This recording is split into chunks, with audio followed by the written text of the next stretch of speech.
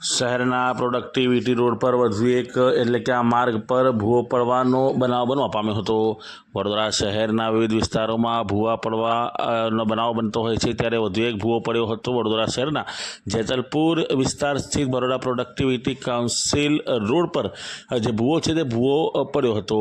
અત્યાર સુધી BPC road પર અનેકો ભૂવા પડ્યા છે, ત્યારે બનાવની જાણ સ્થાનિક જે સામાજિક કાર્યકર છે તેઓને પડતા તેઓ સ્થળ પર આવી પહોંચ્યા હતા। કાશી વિશ્વનાથ 4 રસ્તા પ્રોડક્ટિવિટી રોડ આ કહેવાય છે। કાશી વિશ્વનાથ મંદિરની એક્ઝેક્ટ સામેનો જે રોડ છે એની ઉપર એક મહાકાય ભૂવો પડ્યો છે। ઉપરથી 3 ફૂટ 4 ફૂટ પહોળાઈ છે અને અંદરથી ઊંડાઈ એની આશરે 7 થી 8 ફૂટ હશે। આ રોડ ઉપર અવારનવાર ભૂવા પહેલાં પણ પડતા હતા અને હાલ પણ એ ભૂવા પડવાનો જે વડોદરામાં સિલસિલો છે એ યથાવત છે। આપણે જોઈ શકીએ છીએ અત્યારે જે છે અકોટાથી લઈને મુજમોડા સુધીના જે ભૂવાઓ પડ્યા છે એ પ્રોપર એની કામગીરી નથી થઈ। અકોટાથી લઈને ગાય સર્કલ સુધીના ભૂવાઓની પ્રોપર કામગીરી નથી થઈ અને અત્યારે વધુ એક ભૂવો જોયો છે। આપણે અકોટા જે ભારતીય જનતા પાર્ટીએ વડોદરાની અંદર 35 વર્ષ રાજ કર્યું છે, માત્ર અકોટા વિધાનસભામાં જ 35થી વધારે ભૂવા પડ્યા છે। એનો મતલબ જેટલું એમણે રાજ નથી કર્યું એના કરતાં વધુ તો ભૂવા પડ્યા છે।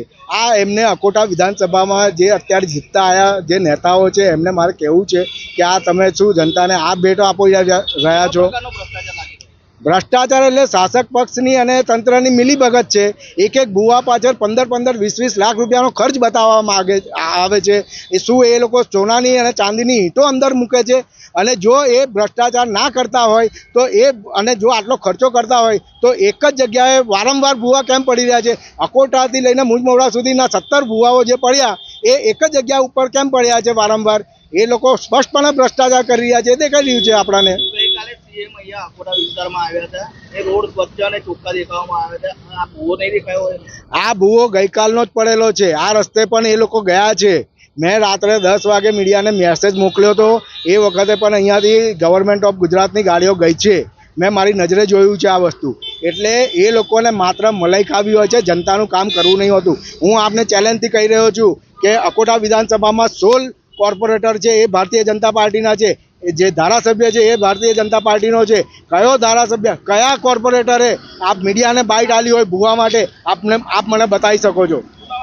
ચિરાગ શાહ, વડોદરા શહેર કોંગ્રેસ મહામંત્રી। અત્યારે વલ્લભ ચોક 4 રસ્તા પાસે એક મોટો ભૂવો પડ્યો છે। અત્યારે હેતલબેન જે રોડ પ્રોજેક્ટના અધિકારી છે એમને ફોન કરવામાં આવ્યો, પણ હેતલબેને ફોન ઉપાડ્યો નથી। તમે વિચારી શકો છો કે જે અધિકારીને ફોન ઉપાડવો જોઈએ એ અધિકારી ફોન નથી ઉપાડી રહ્યા, કારણ કે તમે જોઈ શકો છો કે દિવસે ને દિવસે જે ભૂવાઓ પડવાનું ચાલુ થઈ ગયું છે। તમે જોઈ શકો છો કે ટૂંક સમય પહેલાં જ જે પાણીની લાઈન નાખવામાં આવી હોય એમ લાગી રહ્યું છે, કારણ કે જે પ્રકારે પાણીની લાઈન નાખવામાં આવી છે અને પુરાણ નથી કરવામાં આવ્યું એ પ્રકારે ભૂવા પડી રહ્યા છે। અત્યારે હવે એવું લાગી રહ્યું છે કે આપણે અમેરિકાથી એન્જિનિયરો બોલાવવા પડશે, કારણ કે આનું રહસ્ય અત્યાર સુધી કોઈએ પણ જોયું નથી કે ભૂવા શાના માટે પડી રહ્યા છે। ફક્ત અને ફક્ત જે પ્રકારનું પુરાણ કરવામાં આવે છે એ સ્થળ પર અધિકારીઓ હોતા નથી, જેના કારણે ભૂવાઓ પુરાવામાં એ લોકો જેમ તેમ ભૂવાઓ પૂરીને જતા રહે છે। ખરેખર જે જવાબદારી છે અધિકારીઓએ સ્થળ પર ઊભા રહી અને ભૂવાનું યોગ્ય પુરાણ કરવું જોઈએ। રાજેશ માળી।